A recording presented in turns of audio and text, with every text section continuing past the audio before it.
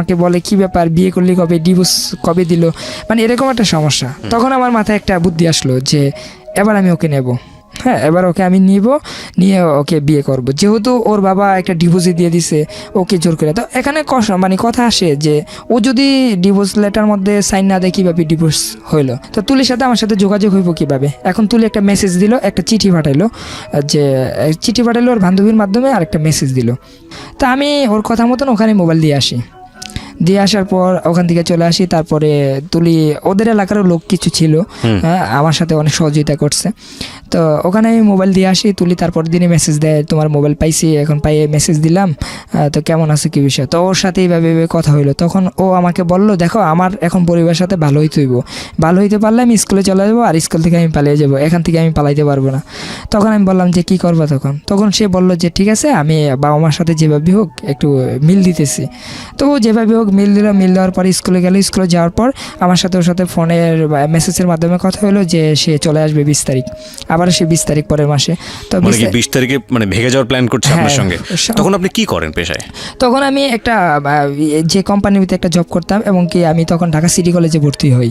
ওকে, হ্যাঁ ওটাতে আমি কাজ করতাম, আমার স্যালারি মোটামুটি ভালোই ছিল। তাছাড়া আমার এক কথাই তো আমি বললাম যে আমার পরিবারের সমস্ত টাকা বা আমার কাছে থাকতো সবসময়, তার মানে টাকার কখনো অভাবটা আমি দেখিনি। তো যাই হোক ভাইয়া ওখান থেকে ওকে আমি 20 তারিখে নেওয়ার জন্য প্ল্যান করার পরে ওর সাথে আমার সাথে যোগাযোগ যেভাবেই হোক কোনো না কোনোভাবে হইতেছে। তো ও কি করলো যে 20 তারিখে ক্লাস করার পর যখন টিফিন দেয় তখন আমাকে বলছে যে অমুক জায়গায় একটা গাড়ি রাখার জন্য। তো ঠিকই আমি যাই নাই, আমি বাড়িতে ছিলাম, গ্রামে ছিলাম। আমার ওই যে বন্ধু দুজন ছিল, ওই দুজন আরও কয়েকজন ছিল, ওরা গাড়ি নিয়ে মোটরসাইকেল নিয়ে ওখানে ওয়েট করছে। তুলি ওখান থেকে ব্যাগ টেক নিয়ে একবারে চলে আসে।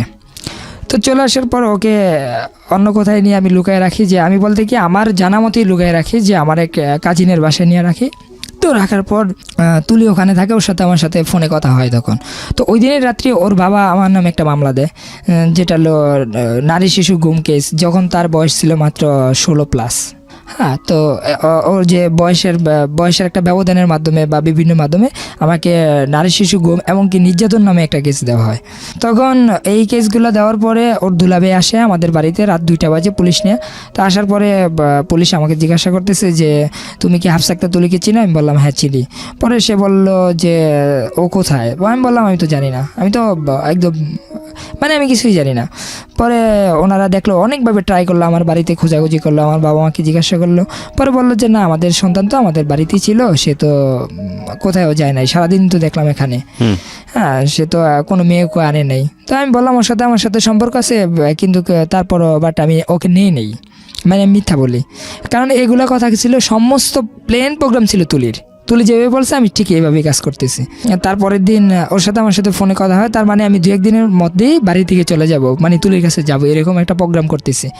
তো তারপরের দিন আমার আব্বুকে থানার থেকে ফোন আসে, মতলব দক্ষিণ থানার থেকে, যে আপনি একটু আপনার ছেলেকে নিয়ে আসেন। তো আমাদের থানা আবার মতলব উত্তরে, তো আমরা মতলব উত্তরে যাওয়ার পরে ওখানে ওসির সাথে কথা বলার পর সে বললো যে আপনি যদি ওখানে ছেলেটাকে নিয়ে যান সে তো অ্যারেস্ট করবে, তার মানে আপনি একটু চিন্তা ভাবনা করে যান। তো আমার আব্বু ছিল ইমোশনাল লোক, হ্যাঁ উনি মানে অল্পতেই ভয় পেয়ে যেত, মানে যদিও উনি মাস্টার ছিল বা ওরকম, মানে একটা ভয়ের কিছু শুনলে উনি ভয় পেয়ে যেত। আসলে কিন্তু ভয় পাওয়ার লোক না উনি, কিন্তু ভয় পেয়ে যেত, মানসিকভাবে ভেঙে পড়তো।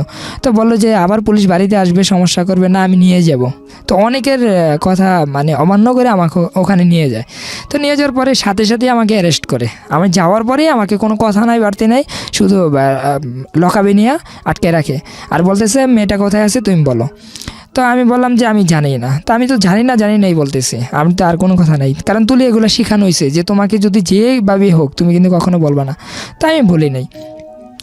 তো না বলার পরে ওখানে অনেক ট্রাই করে আমাকে বিভিন্নভাবে, মানে বিভিন্ন ভয়ের মাধ্যমে, ওসি দারোগার মাধ্যমে বিভিন্নভাবে যে আমাকে জানার জন্য, আমার ফোন থেকে ট্র্যাকিং করে বিভিন্নভাবে জানার জন্য, কিন্তু কোথাও কোনো আমার স্কোপ মানে খুঁজেই পায় নাই যে আমি নিচে কিনে নেই, মানে তাদের দ্বিধাদ্বন্দ্ব পড়ে যায়। তখন আমি তুলিকে যখন চিঠি পাঠাইতাম বা ওই যে ফোনের মাধ্যমে কথা বলতাম বা মেসেজগুলো দিতাম, ওগুলো আমাকে দেখায়। তো আমি বললাম যে এখানে তো কোনো কথা নাই যে আমি নেব, এখানে এরকম কোনো কথাই নেই, আমি ওর সাথে সম্পর্ক এখনও আছে, কিন্তু ও কোথায় আছে আমি জানি না, মানে এরকম কথা বলতেছি। তো ওর বাবা ওর বাবা মা ওখানেই থাকে আমার সাথে অনেক রাগে করে যে তুমি বলো যে কোথায় আছে। পরে আমি বললাম যে দেখেন আপনাদেরকে অনেক বুঝাইছি, আপনারা বুঝেন নাই, না বুঝে হয়তো আমার মানিচিত্রটা নষ্ট করে ফেলছেন। আজকে একটা মামলা দিয়েছেন, মামলাটা না দিয়ে আপনি আমাকে ফার্স্টই বলতেন যে মেয়েটা কোথায় আছে, আপনি একটা মিনিট ফোন দিতেন, তাহলে তো এত সমস্যা হয় না। কিন্তু আপনি ফোন না দিয়ে একটা মামলা করে দিলেন, এখন আমি থানার মধ্যে আছি। এখন আমি জানলেও জানি না, মানে এইভাবে কথা বলছি যে যদি আমি জানি তারপর আমি জানবো না। তো ওসি আমাকে যাই করে, যেটা আসলে অনেকেরই বুঝার ধারণা আছে যে হয়তো যেহেতু আমার নামে কোনো মামলা হয় না, সে আমাকে কোনো টাচ করতে পারে না, তারপরও সে অনেকভাবে আমাকে মানে হস্তনস্ত করে যে এটা জানার জন্য যে তুলি কোথায় আছে। তো আমি তুলির সাথে যোগাযোগ বন্ধ হয়ে যায়, যেহেতু আমি থানায় চলে যাই। আমার কাছে যত টাকা পয়সা মানি ব্যাগ টেক ছিল, মোবাইল টোবাইল, এগুলো সব আমার আব্বুর কাছে দিয়ে দিই। আর আমি তো তখন আটকে গেলাম। তো তুলির সাথে আমাকে বললো যে আমার সোনার বাংলা কবিতাটা তুমি লেখো। তো আমি লিখলাম, লেখার পরে আমার হাতের মানে লেখাগুলা আর ওই যে তুলিকে আগে যে চিঠিগুলা পাঠাইতাম ওই কিছুটা ম্যাচ হয়ে যায়। তো ম্যাচ হয়ে যাওয়ার পরে বললো যে না তুমি নিছো, মানে ওসি ট্রাই করতেছে যে আসলে এটা কি সঠিক না। তখন আমি বললাম যে দেখেন আমি ওকে কখনো হাতের কোনো চিঠি দিই নাই, আমি চিঠি দিছি আমি সত্যি কথা বলি সম্পূর্ণ কম্পিউটারে মানে টাইপিং করে দিতাম, কারণ আমি ছোটোর দিকেই মানে কম্পিউটার বা মোবাইল টোবাইল এগুলো টাইপ করার জন্য অভ্যস্ত ছিলাম। তো আমি চিন্তা করতাম সবসময় যে কখনো আমার হাতের মানে লেখাগুলো কোথাও আমি রাখবো না, আমি যেটাই করবো সেটা কম্পিউটার মাধ্যমেই করব। তো আমি এগুলাই করতাম সবসময়। তো উনি কী করলো, 2 দিন পর্যন্ত আমাকে ওয়েট করে বললো, মানে 2 দিন পর্যন্ত ওই থানার মধ্যে আমাকে আটকে রাখলো। এর মধ্যে আমার বাবা মা বিভিন্ন মাধ্যমে চেয়ারম্যানের কাছে যায়, মেম্বারের কাছে যায় যে আসলে বিষয়টা কি, মানে ওনারাও জানে না যে আমি নিছি, সেটা একদম সত্যি কথা। তো আমার আব্বু আমাকে এক সময় ওনার সাথে আমার সাথে অনেক ফ্রিমেন্ট, মানে একজন বন্ধুর মতনই চলাফেরা। তো আব্বু আমাকে একদিন থানার মধ্যে এসে বলতেছে দ্বিতীয় দিন যে বাবা দেখ তুই কষ্ট পেয়ে লাভ নাই, যদি তুই মেয়েটাকে বিয়ে করস বা করে ফেলছস না কী করছস আমি জানি না, মেয়েটা বাহির করে দিতেই হইব তোর, কারণ ও তো ওর বাবা মা তো পাগল হয়ে যাবো ওকে না পাইলে, আমিও ঠিক তোরে না পেলে পাগল হয়ে যাবো, তুই সত্যি করে আমাকে বল যে আসলে মেয়েটা কোথায় রাখছস। পরে আমি আব্বুর কাছে বিষয়টা শেয়ার করলাম যে অমুক জায়গায় ওখানে আছে। ও পরে আব্বু ওর সাথে ফোনে কন্ট্যাক্ট করলো। তো কন্ট্যাক্ট করার পরে সে আমার আব্বুকে বলতেছে, মানে বিভিন্নভাবে বুঝাইতেছে যে জিশান যেখানে গেছে, হয়তো আমি জিশানকে না করছিলাম যে থানা পর্যন্ত না যাওয়ার জন্য চলে আসতে, কিন্তু সে আপনাদের কথা বিবেচনা করে বাড়ির থেকে আসে নাই, বললো যে আমার বাবা মাকে এটা পুলিশে ঝামেলা করবো, একটু দেখি না। এই পর্যন্ত দেখতে দেখতে ও থানা পর্যন্ত চলে গেল। তো ঠিক আছে দেখেন জিশানকে কীভাবে বাইর করা যায় আর কীভাবে এটা সমাধান করা যায়, আমি সেভাবেই আছি। তবে এখন যদি আপনি মানে আমাকে আমার বাবা মার কাছে দিয়ে দেন তো হয়তো জিশানকে বাইর করতে পারবেন না, কারণ আমি বাবা মাকে খুব ভালো করেই চিনি, তাদের সাথে কমিটমেন্ট করেন ওকে বাইর করার জন্য, তারপরে আমি আসবো, তার আগে না। তো পরে আমার ফ্যামিলি এইভাবেই উপজেলা চেয়ারম্যান ছিল শুক্রপাটারি মতলব দক্ষিণের, ওনার সাথে বৈশা কথা বলে আর এর মাঝে আমাকে কোর্টে চালান করে দেয়। তো কোর্টে চালান করা যাওয়ার পরে কোর্টে যখন উঠি তখন তো আমি অস্বীকারই করি যে আমি নেই, তখন আমার 2 দিনের রিমান্ড হয়। তো 2 দিন রিমান্ড হয় যখন, তখন আমি মানে খুব ভাঙ্গা পড়ি যে আসলে কখনো জেল দেখি নাই, কখনো থানা দেখি নাই, এখন আবার রিমান্ড, এগুলো নাম শুনতে ভয় লাগে।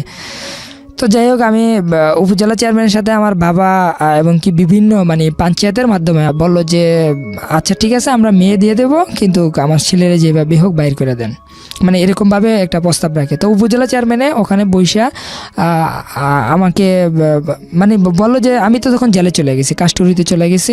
তো কাস্টডি যাওয়ার পর আমার জামিন চাচ্ছে, কিন্তু জামিন পাইতেছি না। এখন মানে ভিকটিম আনতেই হবে। তো ভিকটিম যদি আমরা দিয়ে দেই বা আমার বাবা মা দিয়ে দেয় তখন হয়তো আমার খুব ঝামেলায় যাবো। তো সেই চিন্তা ভাবনা করে উপজেলা চেয়ারম্যানের কাছে তুলিকে দেয়। তো তুলিকে দেওয়ার পরে তুলি ওখানে আমার বাবা মা এমনকি যে উপজেলা চেয়ারম্যানের মাধ্যমে প্রায় 200 থেকে 300 লোক ছিল, এরকম হবে আর কি, 200-250 লোক ছিল, একটা বিচার বসে। তো ওখানে তুলি আসে, তুলি এসে বলতেছে যে দেখেন আমি আমার নিজের পরিকল্পনায় আমি চলে গেছি, আমার বয়স অল্প ঠিক, জিশান কোনো খারাপ কোনো ছেলে না, ওর ব্যবহার ওর সব দিকেই আমার কাছে ভালো লাগে, আমার বাবাই খারাপ, মানে এরকমভাবে ওর বাবাকে ও বিভিন্নভাবে অপমান করে। তো পরে পুলিশের হেফাজতে তুলিকে নেওয়া যাওয়ার পরে ওর মা ছিল ওই রাত্রটায় পুলিশের সাথে। তো তুলি ওর মা ওই থানার মধ্যে থাকার পর সকালবেলা কোর্টে আসে। কোর্টে যখন পাঠায় তুলিকে, তখন তুলি মেডিকেল চেক আপ করে, বিভিন্নভাবে করে, দেখছি যে না সম্পূর্ণ সঠিক। আসলে যেটা আমি এখন এখানে এই মানে বলার জন্য আসছি যে এখানে আমি সব কিছু সত্যিই বলতেছি। ওর সাথে আমার সাথে কোনো মানে শুধু ভালোবাসার সম্পর্কটাই ছিল, অন্য কোনোভাবে সম্পর্ক ছিল না। তো ওখানে দেখার পরে আমি যখন জেলের থেকে আসার পর মানে কতদিন তখন জেলে? আমি তখন সম্ভবত 15-16 দিন এর মধ্যে এরকম হইতেছে। কিন্তু জেলের এক্সপিরিয়েন্সটা কি ছিল? হ্যাঁ, জেলেরটা আমি বলতেছি ভাইয়া একটু, মানে আমি 35 দিন জেলে ছিলাম, 2 দিন রিমান্ড হয়। আর তখন আমার রিমান্ড কাটানোর জন্য বাবা 2,20,000 টাকা দেয়, আর আমাকে বাহির করতে যে 11 লক্ষ টাকা প্লাস মানে বাবার ক্ষতি হয়। হ্যাঁ, এগুলো সম্পূর্ণ বাবা বহন করে, মানে আমাকে বের করার জন্য।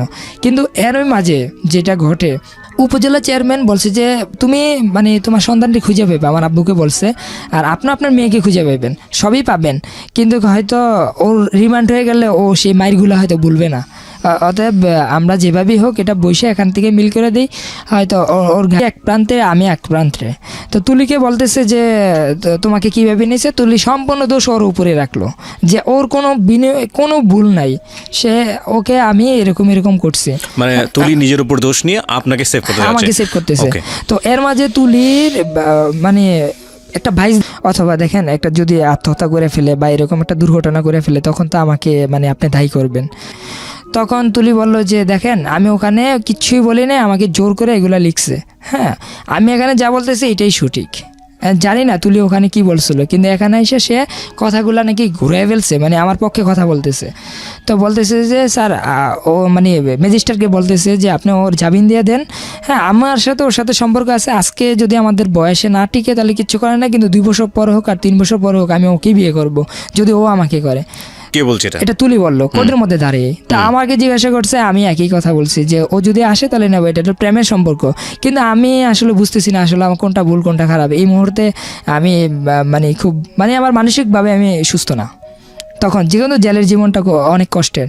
তো এখন আমি জেলের প্রসঙ্গটা আসি, যখন আমি অ্যারেস্ট হই তখন আমার কাছে মনে হলো যে এটা কোনো ব্যাপার না, এটা কোনো কিছু না, একটা ছোট্ট একটা ঘরের মধ্যে বন্দি করে রাখছে, কই এখানে তো কিছুই নেই।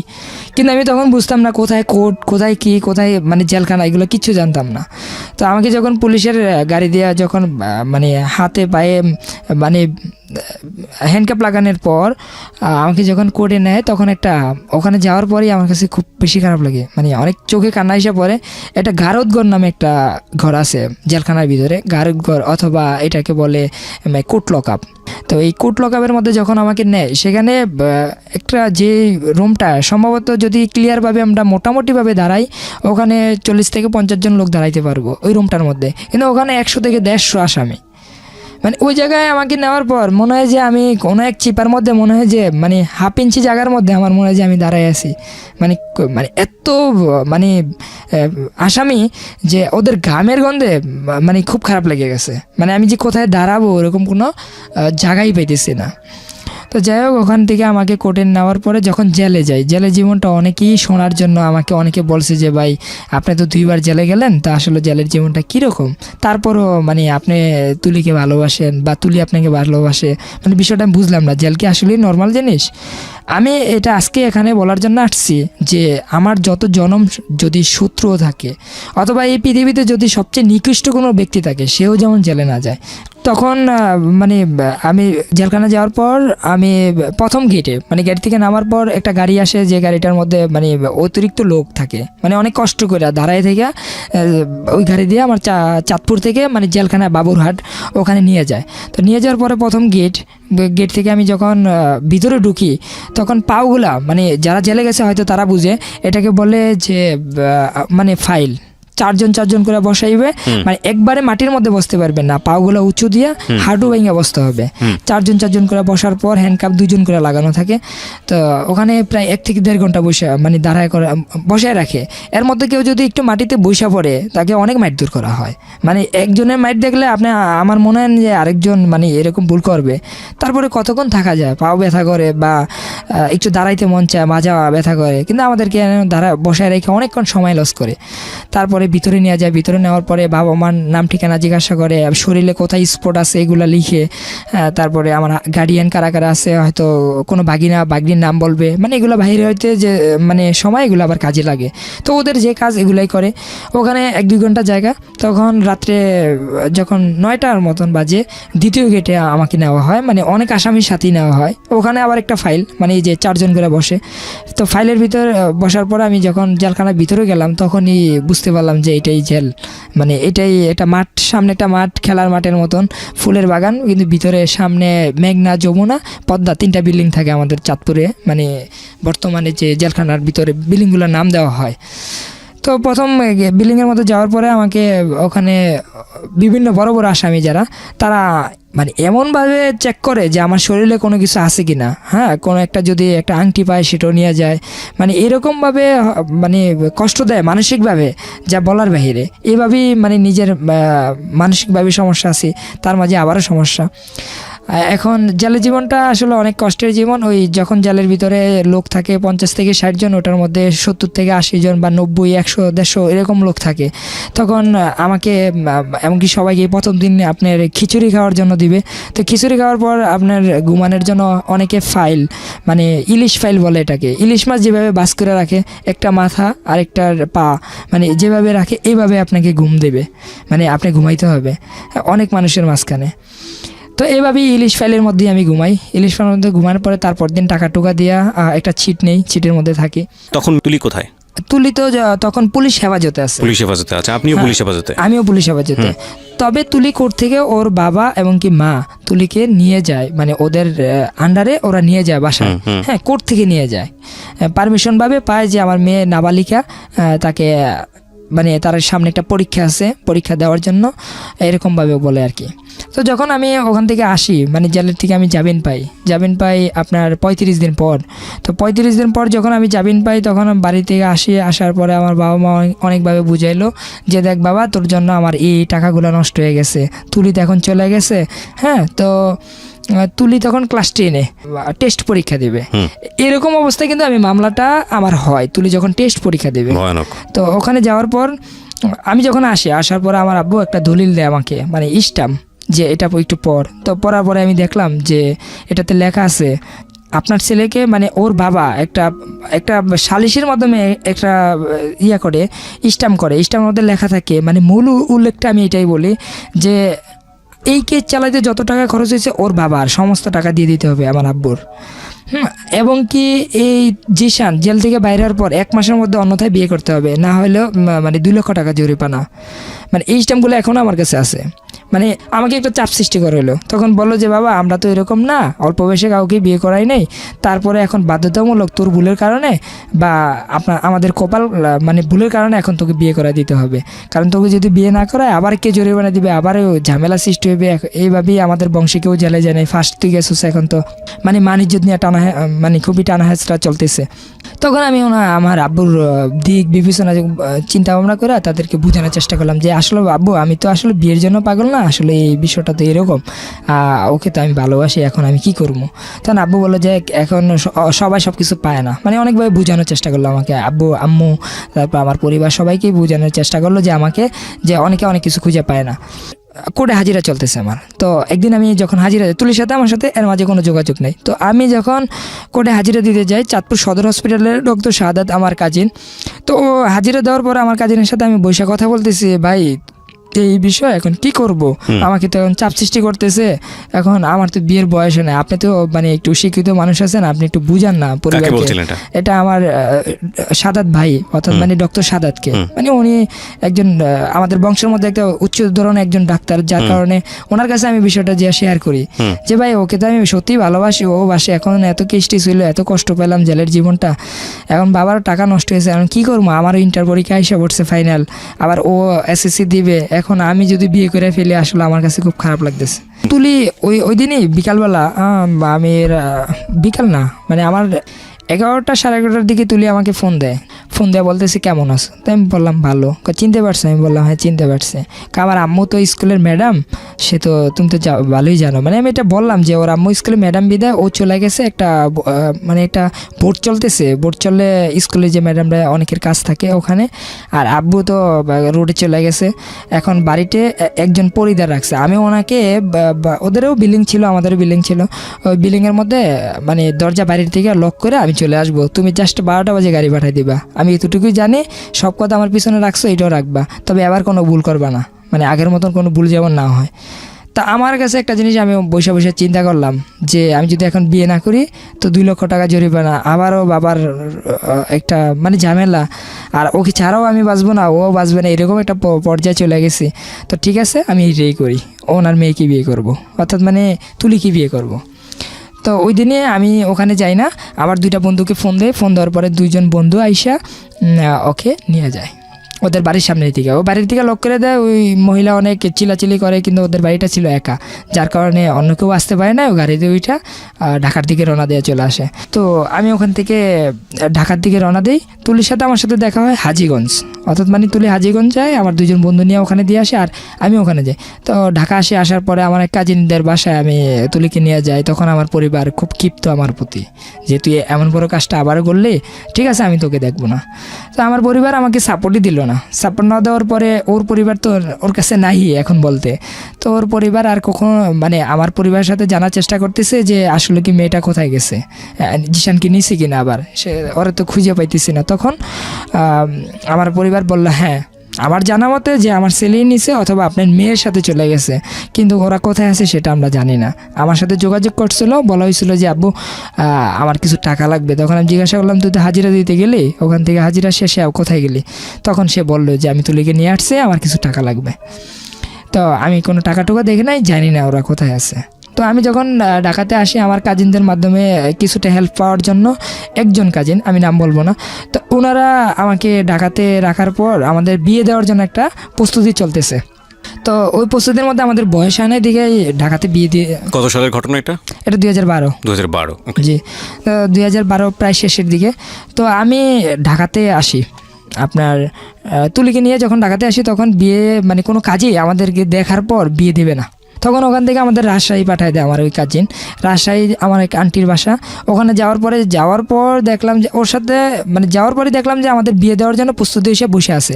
গাড়ি থেকে যখন নামলাম তখন বাসা 2 মিনিটের দূর, বাসা গেছে পরে গোসল টোসল করার পর বলে যে তোমাদের এখনই বিয়ে দিয়ে দেবো, মানে খুব সময় অল্প, আমরা সব রেডি করে রাখছি। তো ওখানে যাওয়ার পরে বিয়ে করলাম। বিয়ে করার পর ওই দিন বিকালবেলা হাঁটতেছি, বিয়ে করছি সকাল 10টা 10:30টার দিকে। বিয়ে শুধু কবুলটুই মানে কোনো মেয়ে বা কোনো ছেলে মানে কবুল পর্যন্তই বলা শেষ। হ্যাঁ, তারপরে আর মানে ওর সাথে আমার সাথে দেখা নেই। আমি চলে গেছি নদীর পার, পদ্মা নদীর পার। ওখানে যা বসে মানে নিজে নিজে অনেক কিছু ভাবতেছি যে আসলে কি করলাম, বিয়ে যে করে ফেললাম বা কি করব, মানে কোনো পরিকল্পনা নাই। এখন আমার সাথে ওরকম কোনো টাকা নাই, মানে আসলে কি করা যায় এরকম চিন্তা ভাবনা করতেছি। তখন ওই দিন প্রথম ওর যাওয়ার পথে তুলির জন্য আমি মানে তুলি তো এক কাপড়ই মানে বাড়ি থেকে বাইর হয়, ওরকম কোনো ওর ছবিগুলো আমার ফেসবুকে দেওয়া আছে, যখন ও যে কাপড় পরে বাহির হয়েছিল, যে 3 পিস পরা, মানে ওরকমভাবে ও কোনো গর্জিয়াস বলতে কিছুই নাই। তো আমি ভাবলাম যে ঠিক আছে, আমার এক ফ্রেন্ডে যেখানে আমি জব করতাম ওই জায়গায় ফোন দিলাম। ফোন দেওয়ার পরে আমি বললাম যে আমার কিছু টাকা লাগবে, তো ওরা কিছু টাকা পাঠায়, 15-20 হাজার টাকার মতন টাকা পাঠায়। তো ওই টাকা দিয়ে ওকে আমি মানে কিছু কেনাকাটা কইরা ওই দিনই নিয়ে গেলাম। তো প্রথম বাসর রাত্রে ওর সাথে আমার সাথে প্রথম রাত্রে, তো আমি এতই টায়ার্ড ছিলাম যে আমি যাওয়ার পরে বললাম যে ফার্স্ট তোমার সাথে শুইলাম, যাক অন্তত খুব ভালো লাগছে যে এত ঝামেলার পরও, মানে ওই ফিলিংসটাই আসলে আলাদা একটা ফিলিংস ছিল। তো ও বললো যে দেখো তোমার কাছে তুমি তো ঘুমাই পড়তেছো। আমি বুঝলাম না, তুমি কি এতই ছোট, আজকে রাত্রটা তো তোমার মনে থাকার কথা। আমি বললাম যে ভাই তুমি তো আমার এখন বউ, তোমার সাথে যে কোনো সময় কথা বলতে পারবো, একটু ঘুমাইতে দাও। আমি সারাত্র জান্নিকের আসছে, তুমি আসছো, এখন ঘুমাও, মানে ঘুমাইলে ভালো লাগবে। তো ও বললো যে ঠিক আছে, আমাদের তো বিয়ের আসলে কোনো ওরকম কোনো চাহিদা নাই, আসলে এটা মানে মনের একটা মেল, এটা আমিও বুঝতেছি তুমিও বুঝতেছো, তো আমার একটা কিছু কথা আছে। তো ও যে আগে থেকে বুদ্ধিমান ছিল সেটা মানে আস্তে আস্তে বুঝতে পারবে। তো আমি বললাম যে কী কথা? পরে বললো যে তুমি কিন্তু আমার পড়াশোনা করাইতে হবে। আমি বললাম ভাই তোমার পড়াশোনা করাইলে তো এই সমস্ত বিয়েগুলো টিকে না, তারপরে কত ঝামেলার বিয়ে কীভাবে করবো, এখন তো আমি ওয়ারেন্ট হয়ে যাব, পরে হাজিরা দিতে পারবো না, কইগুলো আমি দেখবো। পরে আমি বললাম যে তাহলে আমার একটা কথা আছে, মানে আমি ওরে মানে বোঝানোর চেষ্টা করলাম যে তুমি যদি আমার বাবা মার মনগুলা জয় করে নিতে পারো বা তাদের সাথে যদি একটু মিল করতে পারো, কখনো যদি তাদের সাথে মানে তোমার ভুল দেখি তাহলে তোমার পড়াশোনা বন্ধ হয়ে যাবো, আর যদি দেখি না তুমি তাদের সাথে ঠিক মতন আছো তাহলে আমি তোমাকে পড়াশোনা করাবো, কারণ তুমি অনেক মেধাবী একজন ছাত্রী, সেই হিসাবে আমি বললাম। তো ওর কিছুদিন পর পরীক্ষা, 2-3 মাস আমি এদিক সেদিক থাকি তুলিকে নিয়ে, বিভিন্ন আত্মীয় স্বজনের মাধ্যমে থাকি। তো তুলির যখন পরীক্ষা এসে পড়ে তখন পরীক্ষার কিছুদিন আগে ওই উপজেলা চেয়ারম্যানের সাথে আমি যোগাযোগ করি যে তুলিকে আমি পরীক্ষা দেওয়াবো, ওর এডমিট কার্ড এবং এগুলো কী কী লাগবে। ইন দ্য মিন টাইম ওর বাড়ির কি অবস্থা, তুলির বাসার কি অবস্থা, কি চলতেছে, কিছু জানতে পারছেন? হ্যাঁ, এর মধ্যে তুলির বাবা, তুলির মা আমার সাথে যে সবসময় ফোনে কথা বলতো, তুলির সাথে কথা বলতো যে কেমন আছো, কী বিষয়, মানে তখন ওনারা একটু নর্মাল হয়ে যায়। আর সবসময় কথা হইতো, খাবার দাবার করছে রে, কিন্তু শুধু লোকেশনটা বলতাম না কোথায় আছি, আর সমস্ত কিছুই বলতাম যে কি করতেছি বা কি করব। তখন আমি ওর বাবা মার সাথে এমনকি সবার সাথে যোগাযোগ করার পর ওকে পরীক্ষা দেওয়ার জন্য একটা প্রস্তুতি নিই। তখন আমার ওর যেমন কালকে পরীক্ষা, তার আগের দিন আমি আমাদের গ্রামের বাড়িতে তুলিকে নিয়ে যাই। তার সাথে আমার পরিবারের সাথেও যোগাযোগ হয়, মানে সবার সাথে যোগাযোগ করেই চেয়ারম্যানের সাথে যোগাযোগ করে আমি ওকে নিয়ে যাই যে আমি তো এখন গেলে আমি তো পুলিশে ধরবো, তো তুলি পরীক্ষা দিবে না, পুলিশ ধরলে আমাকে নিয়ে যাবে, কোনো সমস্যা নাই, মানে আমি এরকম কথা বলছি, কিন্তু তুলি পরীক্ষা দিবে না। পরে ওনারাও বুঝতে পারছে যে তুলি আমাকে যদি, মানে আমি একটা চাপ সৃষ্টি করে দিলাম আর কি। তো ওর বাবা পুলিশকে বলে দিছে যে আপনারা এখন কোনো অ্যারেস্ট করার দরকার নাই, যেহেতু সে এখন আমাদের জামাই হয়ে গেছে, তো ও পরীক্ষাটা দেখ, আগে পরীক্ষা দেখ, পরে একটা বুঝে এটা আমরা একটা মিল করব। তো আমাদের বাড়ি থেকে সে এসএসসি পরীক্ষা দেয়, আমার আব্বু এতে অনেক সহযোগিতা করে, যে সে তো একজন স্কুলের টিচার ছিল, যার কারণে আব্বু মানে পড়াশোনার দিকটা একটু ভালোভাবে কেয়ার করে। তো আব্বু ওখানে নেওয়ার পর যখন আমি বাড়িতে যাই আমার পরিবার একে মাইনে নেয়, আমাকেও মানে। যখন এসএসসি পরীক্ষা দেওয়ার জন্য যাই তখন তুলির বাবা মার মানে ওদের স্কুলের পাশেই তো মানে ওর পরীক্ষার হল পড়ছে, তো ওদের বাড়ির পাশ দিয়ে যাওয়ার পথে আমি বললাম যে ওর বইগুলো দিয়ে দেন। তার আগে আমি কিছু বই ওকে কিনে দিয়েছিলাম, ওগুলো পড়তেছে, পুরানো বই। তো ওর বইগুলা দেওয়ার জন্য ওর বাবা মার সাথে আমি ফোনে কথা বলে বললাম আপনি বাড়ির সামনে আসেন। তো ওর আব্বু আসে না, ওর আম্মা আসে, আইসা তুলির সাথে আমার সাথে দেখা করে কথা বলে। তো আমার যে একজন শাশুড়ির সামনে যেটুক মানে করা দরকার একজন জামাই, আমি ঠিক ততটুকুই করি রাস্তায়, মানে ওনাদের অতটুকু সম্মান করি। তারপরে এসএসসি পরীক্ষা শেষে ওর বোন যোগাযোগ করে, দেখে ওর ভাই স্কুলে ওই যে পরীক্ষার হলে কেন্দ্রের মধ্যে যাওয়ার পরে ওর সাথে দেখা করে, কিন্তু আমাদের বাড়ি থেকেই এসএসসি দেয়। এসএসসি দেওয়ার পরে আমি ঢাকা চলে আসি, ওকে নিয়ে শ্যামপুর মডেল স্কুল অ্যান্ড কলেজে ওকে এসএসসি দেওয়ার জন্য, এসএসসি শেষে ইন্টারে ভর্তি করাই। তো ও সায়েন্সের ছিল, তো ইন্টারভিউ যখন ভর্তি করে তখন আমি একটা সমস্যা পড়লাম, সেটা হলো যে আমার পরিবার বলতেছে যে তুমি তো সমস্ত টাকা পয়সা হয়তো পরিবার থেকেই নিতেছো, তুমি তো কোনো কাজ টাজ করো না, তো তখন তুমি নিজেও পরীক্ষা দিবা এবং কি তোমার বউকে তুমি পড়াইবে, এটা তো হয় না। এটা সমাজে একটা মানে ছোটোখাটোভাবে এটা আস্তে আস্তে প্রচার হইতেছে আমার কাছে। তো আমার কাছে খুব কষ্ট লাগতো। তো একদিন তুলিকে আমি জিজ্ঞাসা করলাম যে দেখো হয়তো তুমি পড়ো না, আমি পড়ি, কারণ দুজনে পড়লে ভরণ পোষণ দিবে গে, আর কতদিন হয়তো আব্বু দিবে, আব্বুর অনেক টাকা আছে, থাকলেও কি মানে জীবন, মানে তুলিরটাও আমারই জীবন, মানে এরকম ভাবতাম। তো তুলির কথা মতনই আমি ওকে পড়াশোনা করার জন্য যখন ভর্তি করাই, তখন আমার পড়াশোনা, আমি তখন ইন্টারে পরীক্ষা দিয়ে ফেলি। এই ঝামেলার মাঝখান দিয়ে আমি তখন ইন্টার পরীক্ষা দিই। পরীক্ষা দেওয়ার পরে আমার রেজাল্ট আসে ভালোই। তো পরে তুলি পড়াশোনার মাঝখানে তুলির পরিবারের সাথে মোটামুটি মিল, মানে আসা যাওয়া আসে চলতেছে। তো এর মাঝে আসলেও আমি তখন বুঝতাম না যে আসলে আমি বিয়ে কাকে বলে বা সংসার কাকে বলে, এগুলো কিচ্ছু বুঝতাম না। তো ঢাকা একটা বাসা ভাড়া নেই, ভাড়া নেওয়ার পরে আব্বু আমাকে টাকা নিয়ে মানে সমস্ত কিছু কিনা দেয়, মানে নিজের এক টাকাও নেই, কিন্তু সমস্ত বাবার টাকা, আব্বুর টাকা দিয়ে আমি ঘরে সব কিছু কিনি। কেনার পরে আমাকে একটা ব্যবসা দেয়। ব্যবসাটা হলো যে তুই কী করবি আমাকে জিজ্ঞাসা করলো, তখন আমি কম্পিউটার সার্ভিসিংয়ের, টাইপিং, মোবাইল কম্পিউটার, তারপরে আপনার বিকাশ লোড, স্টেশনারি মালামাল একটা দোকান দিই। দোকানটার নাম থাকে মতলব টেলিকম। তো দোকানটা অ্যাডভান্স ছিল 3 লক্ষ টাকা, আর মোটামুটি মালামাল ফটোকপি মেশিন টেশিন কেনার পর ওগুলো আব্বু সমস্ত টাকা খরচ করে প্রায় 10 লক্ষ টাকা।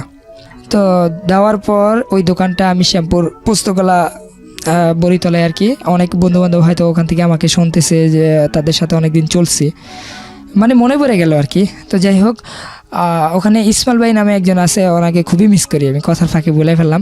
তো যা তুলি তুলি যখন ফার্স্ট ইয়ারে পড়ে শ্যামপুর মডেল স্কুল অ্যান্ড কলেজে, তখন আমাদের হঠাৎ করে তুলি মানে অসুস্থ হয়ে যায়, ওকে হসপিটাল নেওয়ার পরে জানতে পারি ওর 4 মাসের অন্তঃসত্ত্বা। তো যেটা আমি আগেও বলছিলাম যে আমি কখনো বুঝতাম না বা ওরকমভাবে, এখন যেটা বুঝি আর কি, তখন বুঝতাম না আসলে কীভাবে কি মানে বিষয়টা কীভাবে একজন সন্তান জন্ম হয় বা কীভাবে কি হয়, আমি তখন বুঝতে পারি না, যেটা একদম ক্লিয়ার। যখন হসপিটাল নেওয়ার পরে ও বললো যে আপনার ওয়াইফ তো এরকম, আসলে তেমন একটা সমস্যা না, তখন আমি প্রচুর কান্নাকাটি করি যে আসলে আমি তো এটা চাই নাই, আমি চাইছিলাম যে ওর একটা ইচ্ছে ছিল মেডিকেলে ডাক্তারি পড়বে, আমি চাইছিলাম যে ও ডাক্তারি পড়বে, আসলে আমরা বুঝতে পারি নাই, মনটা খুবই খারাপ লাগে। তো তুলি কী করলো, ওখান থেকে বললো আমার বাবা মাকে বিষয়টা জানাইলো ফোন দিয়ে। তো বাবা মা বললো এটা তো খুশির ব্যাপার, আচ্ছা সমস্যা নাই, এটা কোনোভাবে কোনো নষ্ট করা যাবে না, যা আছে ঠিক আছে তাই থাকবে। তো যাই হোক, ও ইন্টারের লাস্টের দিকে আমাদের সন্তান জন্ম হয় আপনার সিজারে যখন ছেলে হয়, তখন 3 তারিখ আপনার মার্চের 2014 সালে আমাদের সন্তান জন্ম হয়। আর আমাদের বিয়ে হয় 2012 সালের 29 নভেম্বর আমাদের বিয়ে হয়। তো এর মাঝে যখন বাচ্চাটা মানে যে হসপিটালে হয় সেটা হলো জেনারেল হসপিটাল, আপনার এলিফেন্ট রোড। তো ওখানে ডক্টর সুহিলি ম্যাডাম ওর মানে সিজার করে, অনেক টাকায় খরচ হয় ওখানে, ওইটাও আমার আব্বুই দেয়। তো আমি যখন দোকান ব্যবসা করতেছি, নতুনভাবে মানে দোকানদারি করতেছি, মোটামুটি আমি ব্যবসাটা ভালোভাবে উঠে নিতেছি। আর আমি কম্পিউটারে মোটামুটি টাইপের কাজগুলো খুব ভালো জানতাম। তো আমি আমার যখন সন্তান এক মাসের হয়, তখন আমি তো ঢাকা বাসাতে থাকি। তো 1 মাসে যখন সন্তান হয়, তুলি তখন কলেজে যায়। তারপরে 1 মাসের বাচ্চা ওরাই ও কলেজে যাচ্ছে, 1 মাসের বাচ্চা মানে রাখার পর ও কোচিংয়ে যাচ্ছে।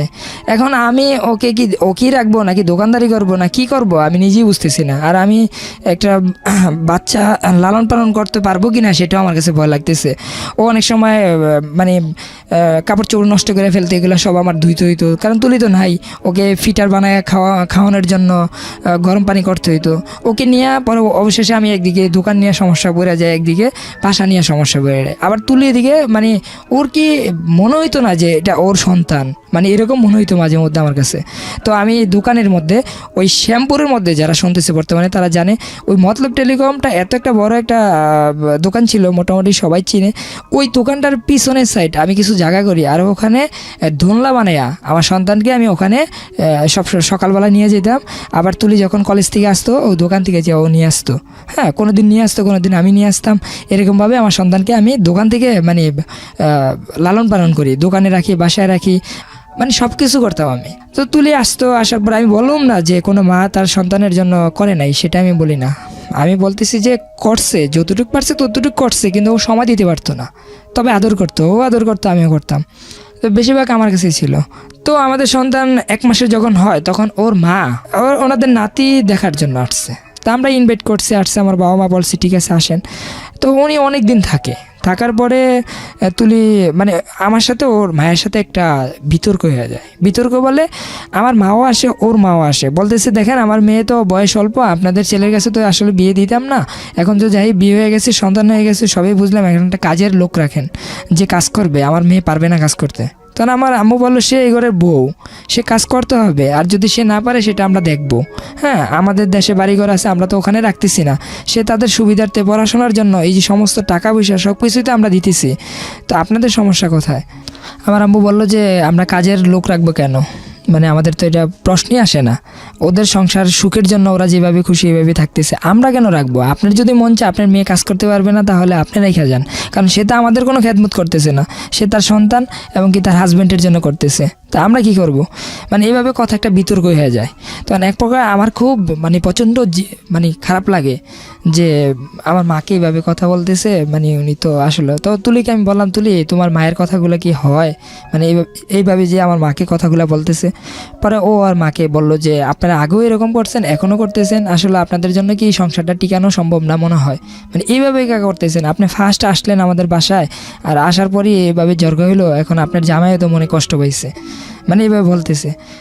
তো উনি কী করলো, উনি খুব বুদ্ধিমান ছিল আমার শাশুড়ি।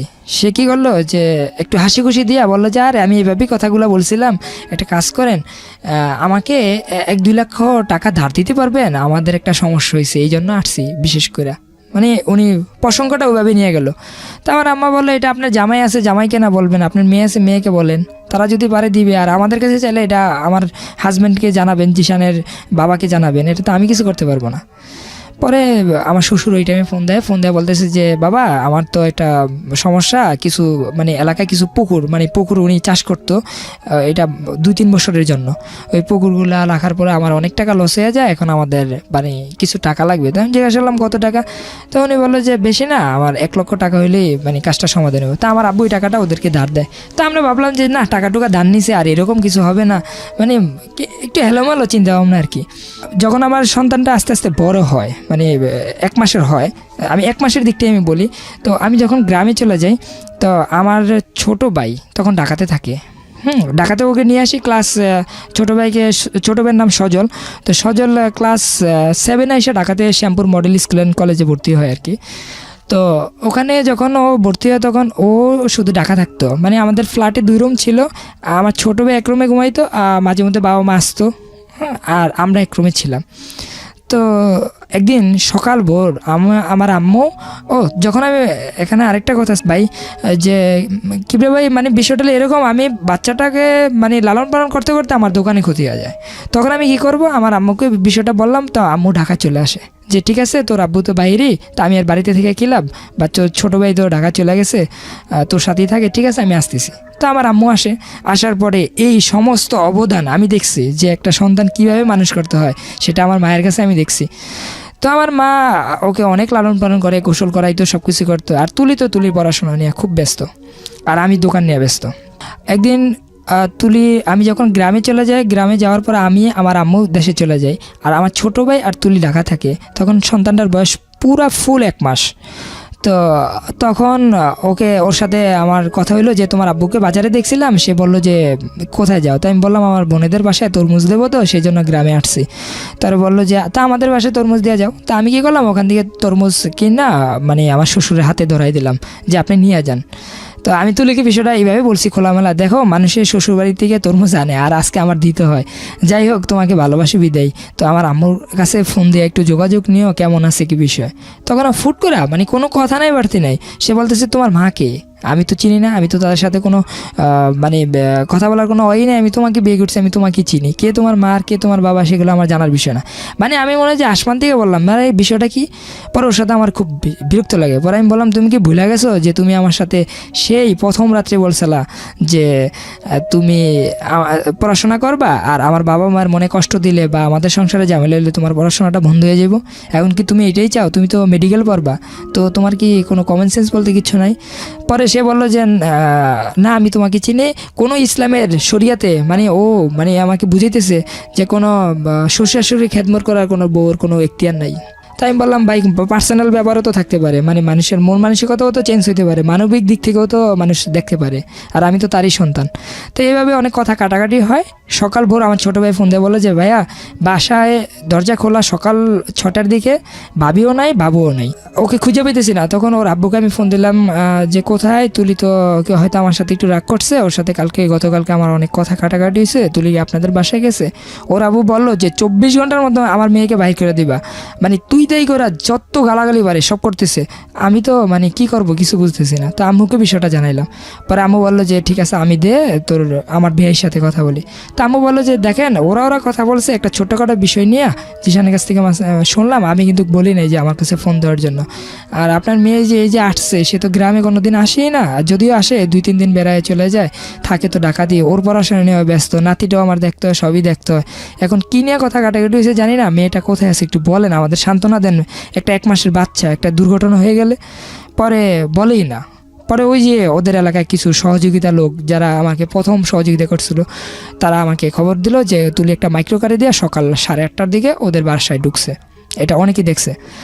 পরে আমরা শিউর এলাম। শিউরার পরে আমার পরিবার, আমার এক ছোটো বোনের হাজব্যান্ড কুয়েত থাকে, তো জামাল ভাই ওদের বাসায় যায়, মানে আমার দুলাভাই। যাওয়ার পরে বলতেছে ভাবি কি সমস্যাটা হয়েছিল যে আপনি চলে আসলেন, আপনাদের এত মানে কি ঝামেলা হলো বাচ্চাটা নিয়ে চলে আসলেন।